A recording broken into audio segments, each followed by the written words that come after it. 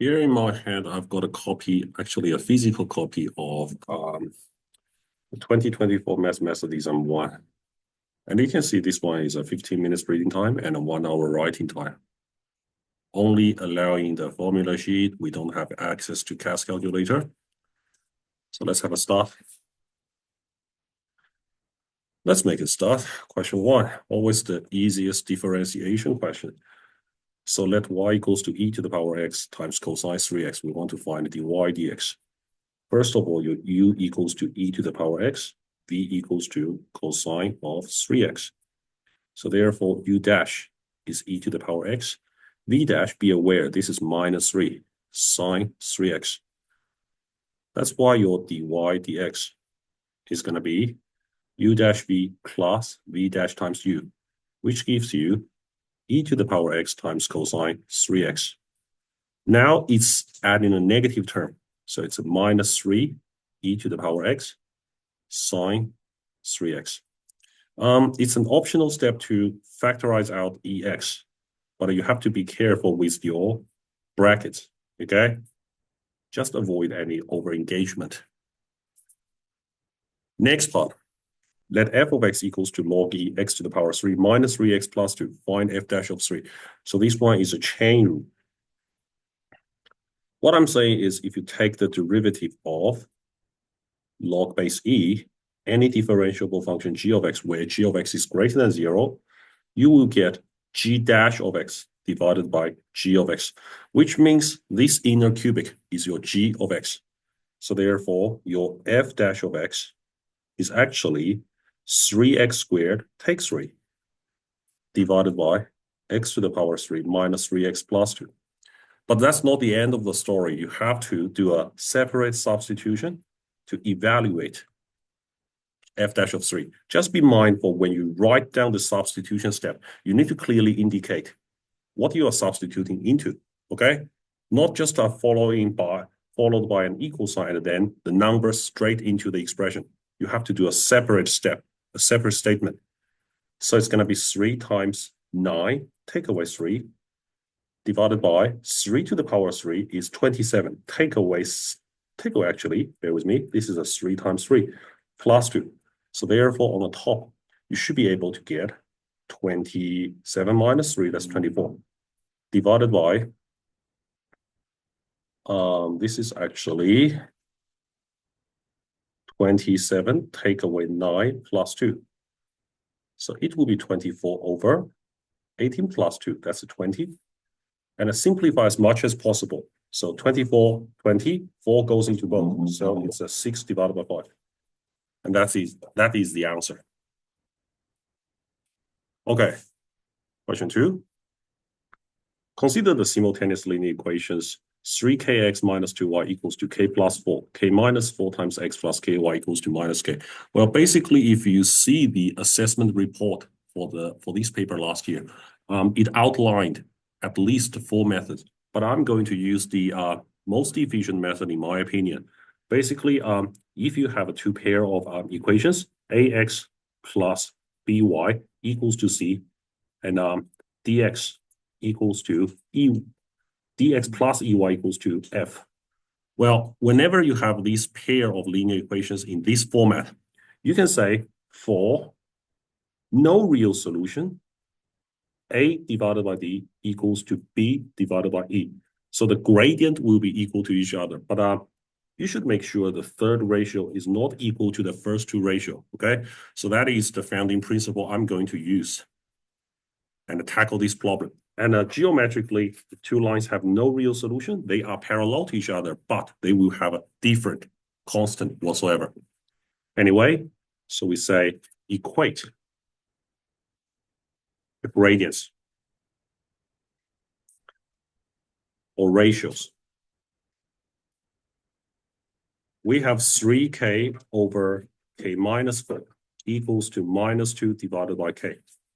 But minus 2 divided by k is not equal to k plus 4 divided by minus k whatsoever.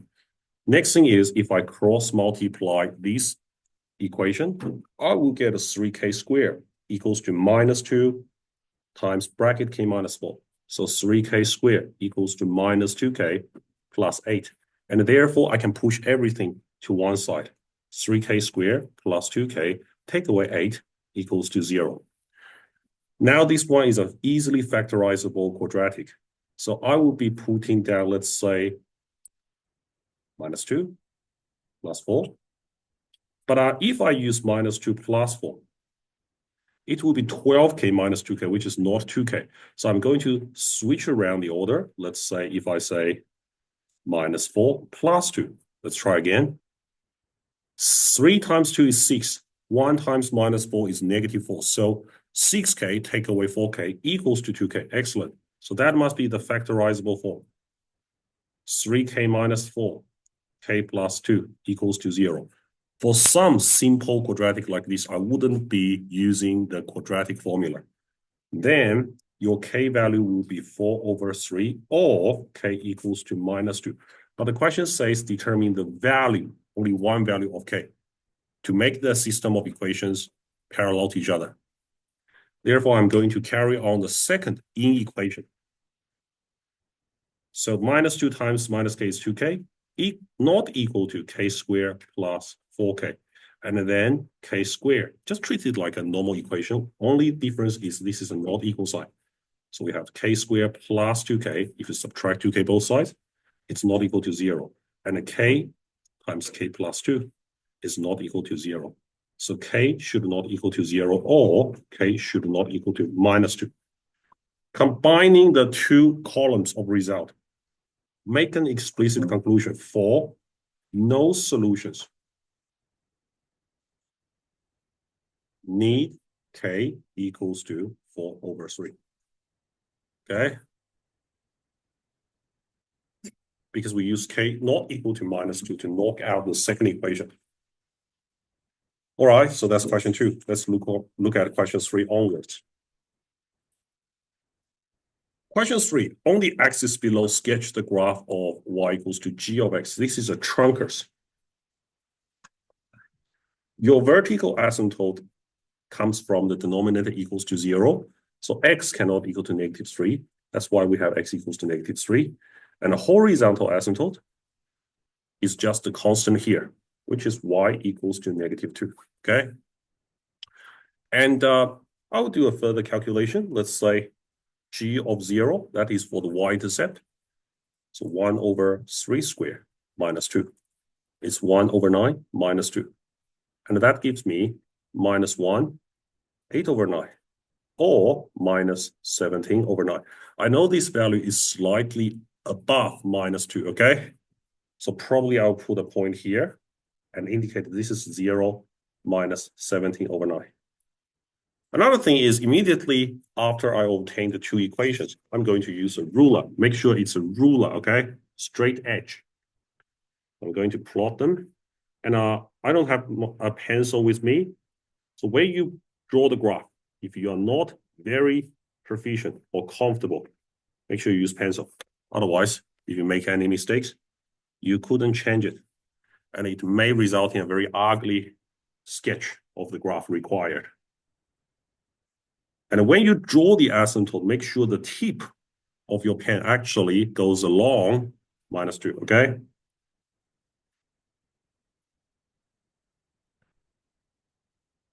So these sort of skills needs practices, okay? Needs practices. And this is y equals to minus 2, okay? Next thing is, if I want a more accurate sketch, probably I would say, all right, let's try g of x equals to 0 to find the x-intercept. So I'll have 1 over x plus 3 bracket squared equals to 2. And I can switch around the 2 and the x plus 3 squared.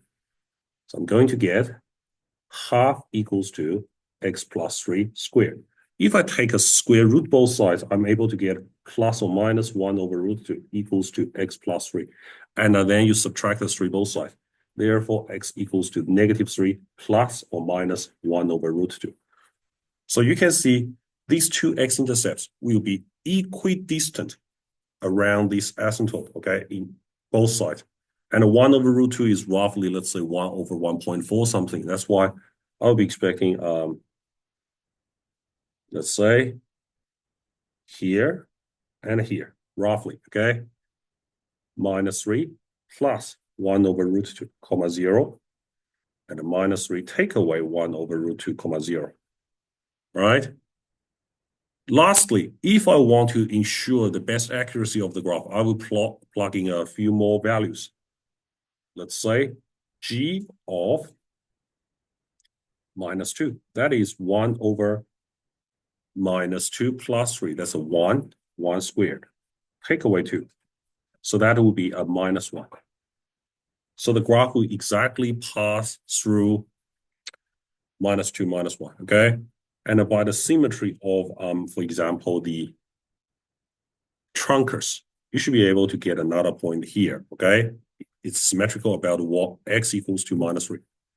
And if you are not so sure, you can also plug in -1. So you get 1 over 2 to the power 2 minus 2, which is, let's say, -7 over 4. And it's roughly here, I believe.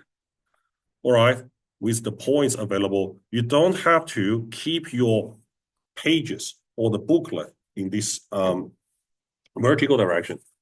If it's more suitable, you can turn over the page by 90 degrees or whatsoever and suit your handwriting habit. Just be clear on showing a good curvature, okay? It's not straight line. Then I'll do something like this. See, that's one branch of the required trunkers. And another branch, we can turn the page like this. Hopefully you can see what I'm doing now. Showing good asymptotic behavior, not crossing the asymptote. And then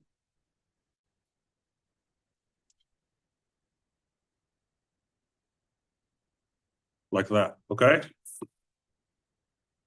And do a final check. Labeling all asymptotes with the equations. Yep, I've done that. And also the axis-intercepts with their coordinates. Yep, the 3 intercepts, 2 along x and 1 along y-axis. The next thing is I want to determine the area of the region bounded by the line x equals to -2. So it's this line here, but I'm not going to draw an annotation or shade anything on this graph, okay? So x equals to -2, the x-axis, the y-axis, and a part of the curve, okay? So this is my domain restriction from -2 to 0. Just be mindful, this chunk of the region is below the x-axis. Therefore, the signed area will be negative. That's why when you set out the integral, you should write area equals to negative from left -2 to right 0. And then 1 divided by x plus 3. Bracket squared -2 dx. Okay, something like that. Then you can throw the negative into the integrand and get -2 to 0, 2 minus 1 over x plus 3, bracket squared, dx. And if you are still not so sure, you can convert this fraction into negative index form. So -2 to 0, 2 minus x plus 3 to the power -2 dx.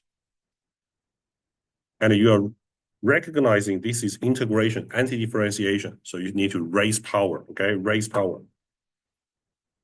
So you get, let's say, 2x plus x plus 3 to the power -1 from -2 to 0, because -1 divided by the new power -1 is a +1, okay? And then you can throw in the numbers. For example, if you throw in 0, that's a 0, plus 0 plus 3 to the power -1, that's a 1/3. Subtracting a -2, so you get a -4 here, okay? And then just be aware, this is actually a -2 plus 3, okay? So it's a 1. Okay, so now I should be able to get a 1/3 minus -3. So it's a +1 plus a 3. Eventually, the final answer will be 10 over 3, okay? Or 3 and 1/3 square units. So that is a full solution to find this chunk of area, okay? All right, let's move on to take a look at question 4.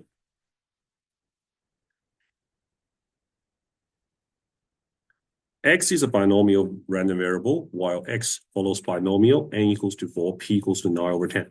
So find the standard deviation of X. We have a formula. Standard deviation of X for binomial is n times P times 1 minus P.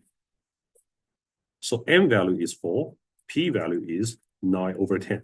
Therefore, it's square root of 4 times 9 over 10 times 1 over 10. Eventually, you should be able to get a square root of 36 divided by 100, okay? And then, recognizing 36 is 6 squared, 10 squared is 100. Therefore, your answer is 6 over 10, which is 3 over 5. Or, in the simplest decimal form, 0.6, okay? Very simple arithmetic exercise. The next thing is find probability x less than 2. Well, be aware the probability mass function or the probability distribution has the equation here. X equals to a small x, 4 choose x times 9 divided by 10 to the power x times 1 divided by 10 to the power 4 minus x. And this is a discrete random variable. You cannot take equal to 2. That's why you start with 0 and n and 1. So what you're calculating is probability x equals to 0 plus probability of x equals to 1. And then you get 4 choose 0, 9 over 10 power 0, 1 over 10 to the power 4, plus 4 choose 1 times 9 over 10 to the power 1, then 1 over 10 to the power 3, okay? Just be mindful the two indices here should add up to the number of n. And then 4 choose 0, this is a 1. Anything to the power 0, that's a 1. So eventually you have 10 to the power 4. That's why you have 1 divided by 1, 4 zeros, okay? And this bit will be 4. So plus 4 times 9 times 1 to the power 3 divided by, totally we have 10 to the power 1, 10 to the power 3 in the denominator. So it's still 10 to the power 4, which means you're going to get 10,000. And 4 times 9 is 36. So eventually we have 36 plus 1, which is 37 divided by 10,000, okay? So this is a correct answer, I believe. And you don't have to rewrite this thing in decimal form, as long as the answer is simplified and correct. So let's move on and look at question 5. Question 5 is an interesting question because it involves two different areas of study. One is function graphs and transformation, and another one is probability and statistics in terms of the confidence interval and the margin of error. Let's have a look at this function. It starts with 0 and at infinity, so t greater than or equal to 0, and it models the population of a town after t years. We want to use the model to predict the population after 4 years. That's why we're calculating H4, which is 3,000 divided by 4 plus 1, which is 5, and this is 600. If you want to say, you can say people, but the question does not specify any unit. Or maybe just say 600, okay? A new function h1 models a population where h1 naught equals to h naught. So h1 naught equals to 3,000, but h1 decreases at half the rate. Half the rate means, okay, h1 dash of t equals to half h dash of t. And of h at any point in time. We want to state a sequence of two transformations mapping h to this new model h1. So let's have a look. First of all, if I say h dash of t equals to minus 3,000 divided by t plus 1 bracket square. Well, remember this is equal to the original function 3,000 times t plus 1 to the power negative 1, okay? So you just decrease the power by 1.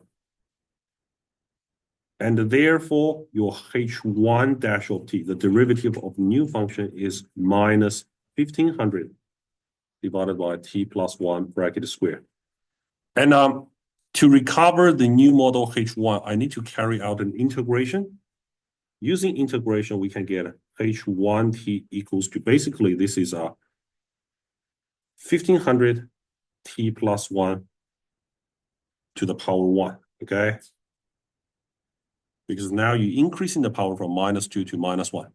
And integrating needs an integration constant c, okay? And h1 of naught equals to 3000. That's why it's equal to 1500 divided by 1 plus c. And therefore, your c equals to 1500. So then we will compare what's happening here. So h1 of t is going to be 1500 t plus 1 power 1 plus 1500. And to satisfy the purpose of the question, state a sequence of 2 transformations. For example, step 1,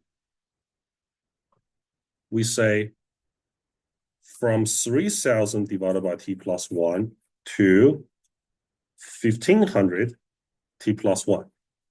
This is a dilation factor of half. But now be aware of the letters. The question is using t and h. So t replaces x, h replaces y. That's why we say dilation factor of half from the t-axis. And then step 2.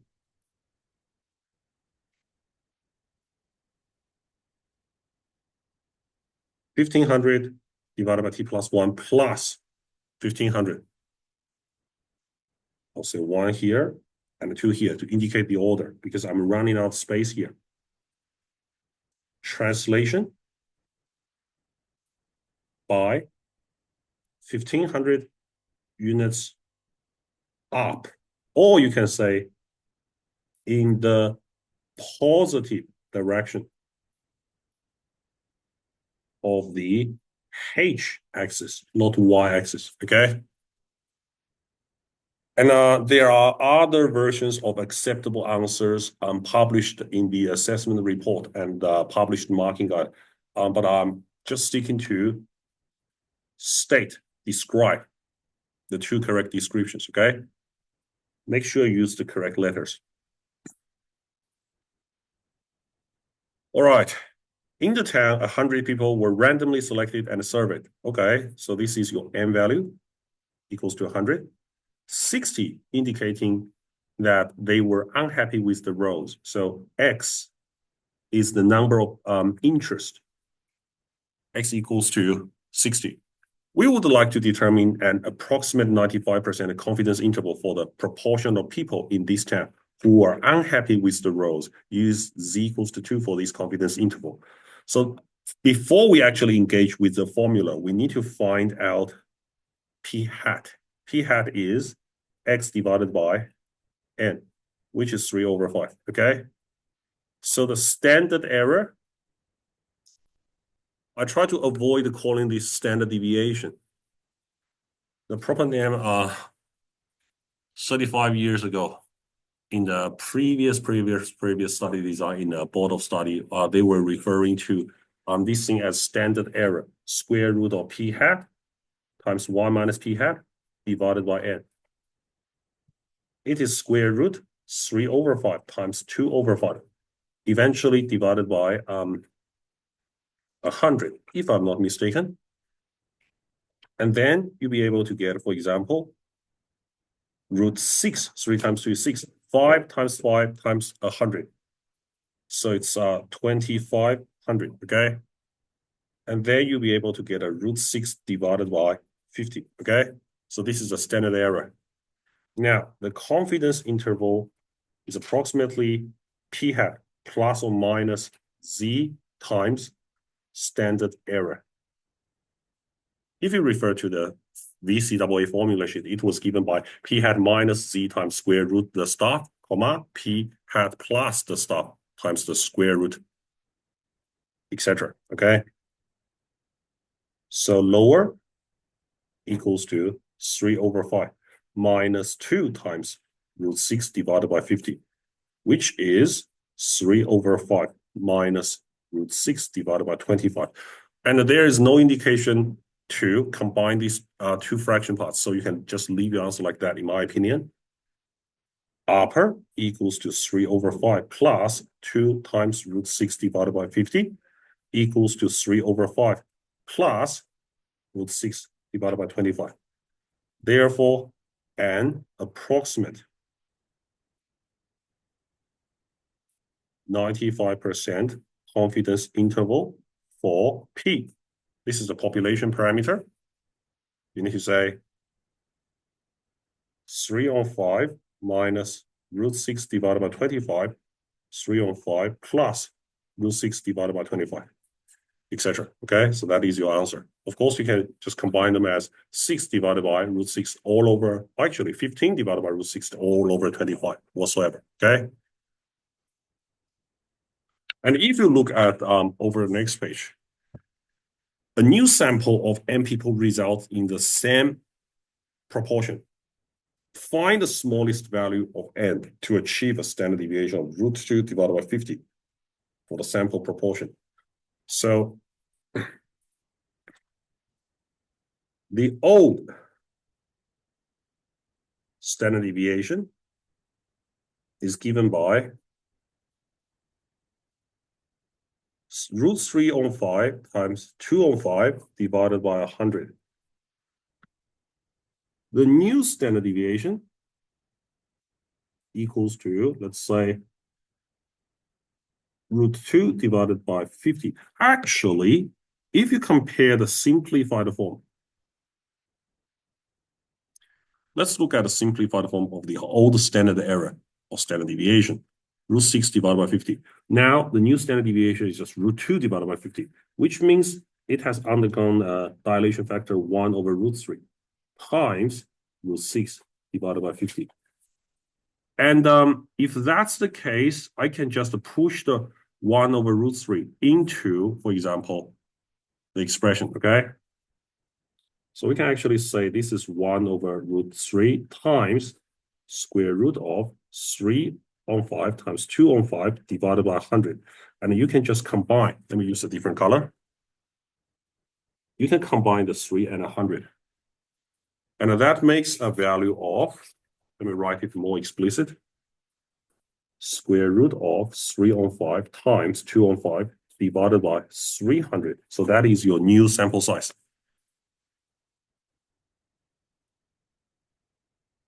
New sample size equals to 300. Okay? Problem solved. Question 6. Solve 2 log 3x minus 4 plus log 3x equals to 2 4x. Well, log loss. First of all, I will move the 2 into the power for the argument. So it's log base 3x minus 4 power 2. Then you can turn the addition into multiplication. So we multiply the argument by x equals to 2. And everything has been combined into one log term on the left-hand side. The next thing is you need to be aware of the base and power. For example, x minus 4 squared times x equals to 3 to the power 2. Rather than, 3 times 2 is 6, or let's say 2 to the power 3 is 8. Okay, these are the common, conceptual error or sleeps. X squared minus 8x plus 16 expanded times x equals to 9. Therefore, you will get x to the power 3 minus 8x squared plus 16x subtracting 9 equals to 0. And this is an unusual cubic equation. In the old exams, usually we would expect after our simplification of log terms, it will give us, let's say, a quadratic equation. But now we have to deal with a cubic equation, which we learned in Unit 1 math method. So we start with the guessing first. Guess. Usually start with the simplest number, 1. 1 take 8. Left-hand side is 1 take 8 plus 16 take 9. So 1 plus 16 is 17. Take 8, take 9. Yep, it's equal to 0. That's equal to the right-hand side. Therefore, x minus 1 is a factor. Okay, factor root theorem. And then we need to factorize this out because at most a cubic equation can have 3 solutions. Let's say x to the power 3 minus 8x squared. We can write it like minus x squared minus 7x squared. So we split the minus 8x squared into minus x squared and minus 7x squared. And then using the same pattern, because we want to extract an x minus 1 eventually, we can split the 16 into this form, plus 7x plus 9x. Eventually, minus 9 equals to 0. So from the first 2 terms, we can take out an x squared and get x minus 1. For the second 2 terms, we need to take out a minus 7x. Then we have an x minus 1. And then lastly, we easily take out a 9. So 9 lots of x minus 1. And then this is the factorization by grouping. You don't have to do the long division or the short division. Of course, if you want to do the short division, I can show you later.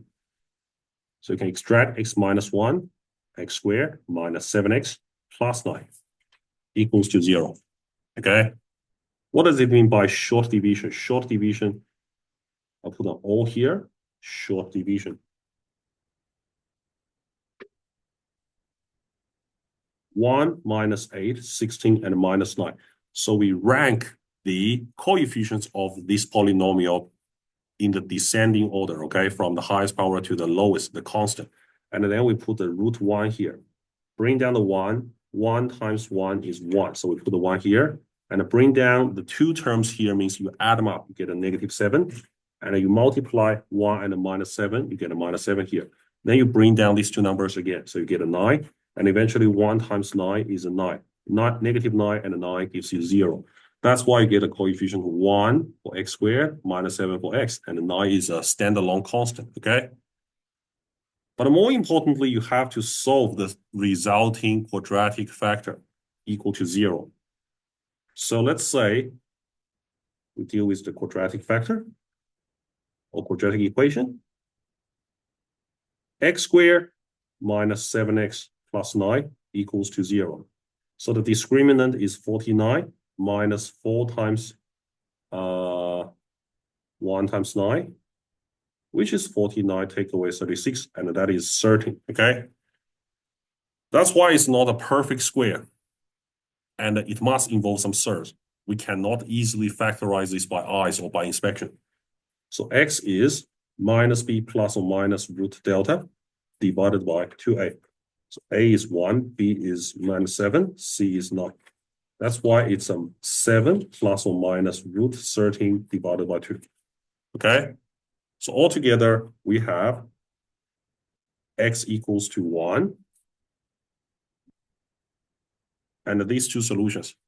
But usually when we deal with the log equation solving, we need to carry out the last step.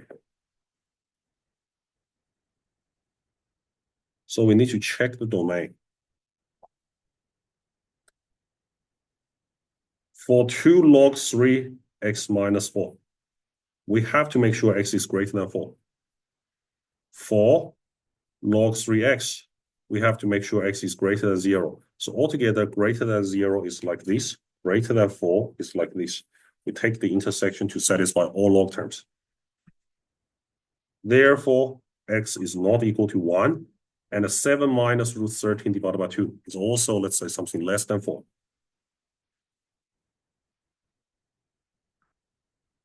And eventually, we make a clear conclusion. Therefore, x equals to 7 plus root 13 divided by 2 only. Okay, so that is the only solution. This is a quite nice, simple algebra problem. Involved multiple skills.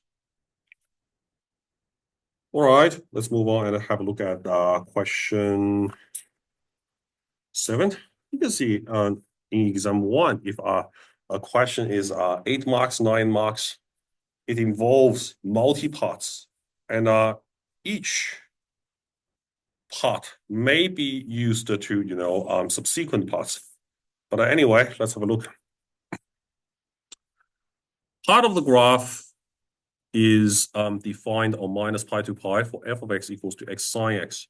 So part A, we want to use the trapezium root with a step size of pi over 3. Yeah, pi over 3 to pi over 3 and pi.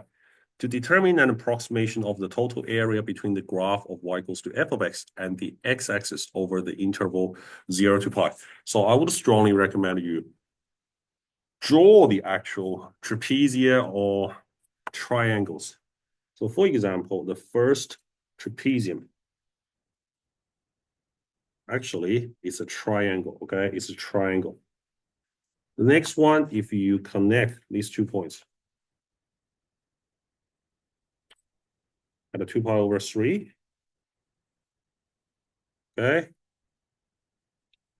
This is another one. And lastly, if you join the pi 0 and the data point. Okay, so you can actually form a triangle, okay? So instead of figuring out, 1 part, 2 parts, 3 parts, you can actually figure out the area of a triangle. If I'm not mistaken, 2 pi on 3 and a 2 pi on 3 times sine 2 pi on 3. Okay, so this actually gives you 2 pi. This bit is root 3 divided by 2. That's why it would be root 3 pi divided by 3. Yeah, I suppose that's the y value here. And you can treat it like the height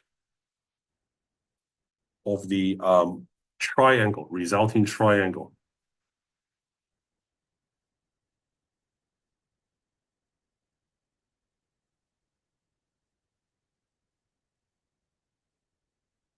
So we say using the diagram, the trapezium estimate equals to area of triangle.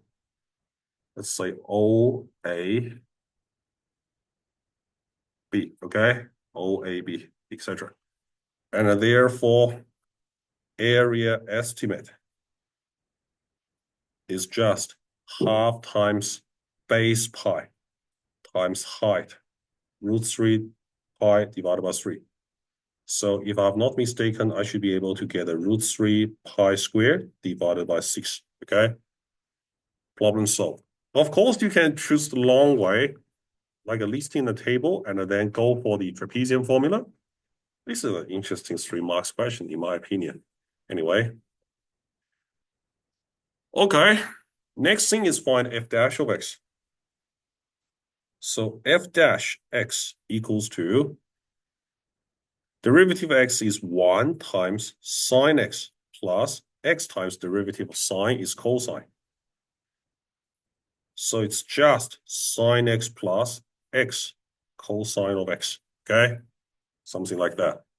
And notice that there is a 2 pi over 3. Here is a further check.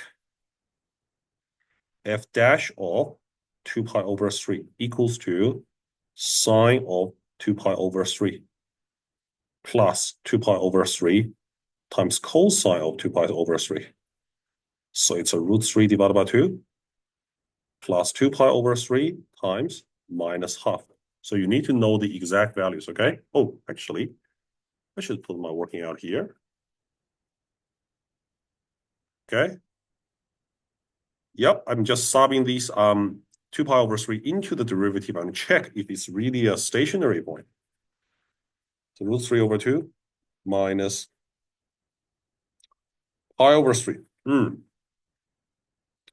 Apparently, this thing is not equal to 0, okay? This thing is not equal to 0. And if you notice, this thing can be written as 3 root 3 minus 2 pi divided by 6 if you combine it, okay? So how big is that? Root 3 is 1.732, etc. So roughly 1.7. Pi is 3.1415, etc., etc. So 5.1, 3 times 1.7 minus 6.28 is definitely less than 0, okay? So this thing is actually less than 0. In fact, if I look at a part of the graph, it goes up first and then slightly downwards. So this is the actual stationary point. X is less than 2 pi over 3. So the gradient at x equals to 2 pi over 3 is less than 0 because when you sub that 2 pi over 3 into the function, gradient function gives a negative value, okay? For this question itself, we just need the derivative here. But if you take a further look at the value at the endpoint, you'll probably find some interesting phenomenon. Yep. Now we need to determine the range of f dash x over this interval half pi to 2 pi over 3. So we already calculated f dash 2 pi over 3. And it's not 0, okay? It's just 3 root 3 minus 2 pi divided by 6, okay? And then if I do f dash of half pi, that would be sine of half pi plus half pi times cosine of half pi. So this will be a 0, and a sine half pi is 1. That's why it's a 1. And the range of f dash of x, because the gradient function is continuous between x equals to half pi and x equals to 2 pi over 3. So I would say the range of f dash of x from the smaller value. Now, this is a negative value, okay? This is a positive value. So we need to write from smaller to larger. So 3 root 3 minus 2 pi divided by 6, comma 1. And hence verify that fx has a stationary point between these bits. So we'll say for f of x to have a stationary point, need f dash of x equals to 0 over half pi to 2 pi over 3. The range f dash of x is 3 root 3 minus 2 pi divided by 6, 1, which is from a negative value to a positive value, okay? That's why 0 is included in this range. Therefore, f dash of x equal to 0 should have some solution over pi onto 2 pi over 3, okay? So you need to use some sort of mathematical argument, explain. In this case, I interpret this commanding term, verify that like explain, okay? Or show, all right? And you have to make sure your argument is eloquent and convincing and correct, okay? Because the range is from a negative number to a positive number. This is a continuous section of the number set. And a 0 must be within this, okay? 0 must be an element of this range set. Finally, it's another graph question. You can see this is a 3 marks graph question. And previously, there was a 3 marks graph question. So you need to practice a lot of graphing, okay? So the target is on the set of axes below, sketch the graph of y equals to f dash of x on the domain minus pi to pi. Well, we know the original domain was minus pi to pi, so the derivative should be defined on open minus pi to pi open. But the question is set in this fashion. That's why we can sort of treat them as closed endpoints, okay? An interesting phrasing. Labeling the endpoints with their coordinates. Okay, that means I do need to substitute a few values. Let's say f dash of pi equals to sine of pi plus pi times cosine pi, which is pi times minus 1, 0, minus pi. And notice that minus pi is a minus 3.14. So roughly, I would say a point is here, pi minus pi. And then if I do another calculation, say f dash of minus pi, that's the sine of minus pi times cosine of minus pi, which means this is going to be minus pi times minus 1, and this is a positive pi. So it's here, minus pi plus pi. Yep, I've done the two endpoints. Then, if you notice the turning points, okay, turning points should be roughly at a 2, even though I don't know exactly where it is, okay? So on the derivative graph, I should be expecting a 0 here, but it doesn't require us to label the exact coordinate, and we can't really find the exact coordinate without access to CAS calculator. And similarly, roughly at a -2. So I should be able to get another 0 for the gradient graph corresponding to the stationary point. And this is also another stationary point to touch the x-axis. The question says a local minimum at approximately minus 1.1 should be here, minus 1.1, and minus 1.4 here. And then 1.1, a maximum, 1.4, I'll be here. Actually here. That's why I really need to use, pencil instead of, freehand drawing. It may result in small inconsistencies or errors, but anyway, let's just go with the annotations here. So my graph should be able to cut through this point, this point, this point, this point, and this point.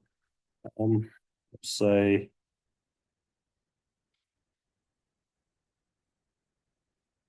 something like that.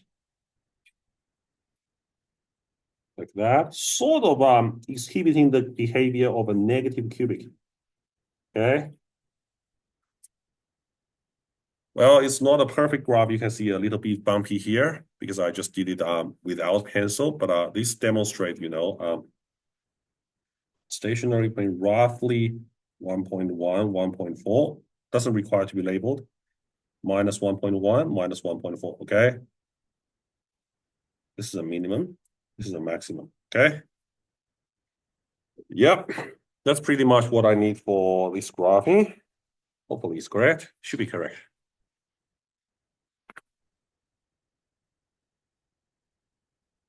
Okay. Now the last part is a cube root function.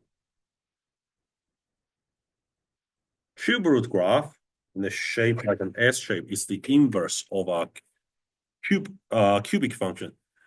Let the point P be the y-intercept. So if I do the y-intercept here, I would say, okay, G0 equals to cube root of minus k plus m. By the way, if I do a negative 1 to the power 1/3, that is -1, okay? -1. It's definitely okay for us to take a cube root of a negative number. That's why I would say this is minus k to the power 1/3 plus m. Therefore, P is at 0, m minus k to the power 1/3. Or if you say 0, m minus cube root of k, etc. Okay, there are other equivalent forms, but just be mindful of the operations with cube root. Next thing is find the gradient of g at p in terms of k. So what I'm going to do is I will first write g of x equals to x minus k to the power 1/3 plus m. And then I take the derivative g dash of x. That is 1/3 x minus k to the power -2/3. Third minus 1 is -2/3. And m is a constant that disappears. So if I write that in the positive index form, it's 1 divided by 3 lots of x minus k to the power 2/3, okay? And then I can just substitute x equals to 0. At p means x equals to 0. So this is a gradient. So 1 over, let's say, 3 minus k to the power 2/3, okay? And also -1 to the power 2, that is a 1, okay? And then third. That's why you can write this one as 1 divided by 3 to the power k on 3, okay? Something along this line. So that is the gradient of g at a point P. And given that the graph y equals to g of x pass through the origin, yep, this is a condition. Express k in terms of m. So origin intercept at origin means your y-intercept m minus k to the power 1/3 equals to 0. That's why k to the power 1/3 is simply m. Therefore, if I raise both sides to the power 3, I'll be able to get k equals to m to the power 3, okay? So this is a cube root rather than square root. Again, you have to know what you are doing. Part D, let the point Q be a point different from the point P such that the gradient of G at a point P and Q are equal, given that the graph of y equals to gx passes through the origin. So it must have this relation, k equals to m to the power 3. We want to find the coordinate of Q in terms of m. Using this condition, I can say g of x equals to x minus m to the power of 3. And then bracket to the power 1/3 plus m, okay? What I'm going to do now is I'll identify the point of inflection first. So it's like a m to the power 3 translation unit to the right or to the left, doesn't really matter. And m is like a translation upwards. M to the power 3 and m. Do a quick sketch. Suppose I pick a random point. This is the origin, this is x, this is y. So the graph must pass through 0, 0. And let's say this is m to the power 3. This is m. So I should be able to get a curve like this. Let me give you a clearer graph. Okay. Now, this is something it looks like only half of the branch. Another branch will be concave down and symmetrical. So if I say, okay, at this point, I've got a gradient, okay? And here I need another point to have the parallel tangent line for the same gradient. Where could that be? For example, let's say this is 2m squared, and this is 2m. So I should be expecting, some sort of an equidistant property, because this graph will be self-symmetrical about the point of inflection.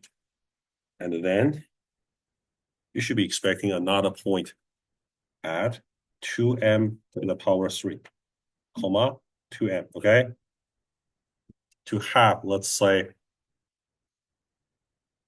this is the coordinate required. You can just simply say, since 0, 0, and 2m3, m to the power 3, 2m are symmetrical points on y equals to g of x about the point of inflection, m cubed, m. They must have the same gradient.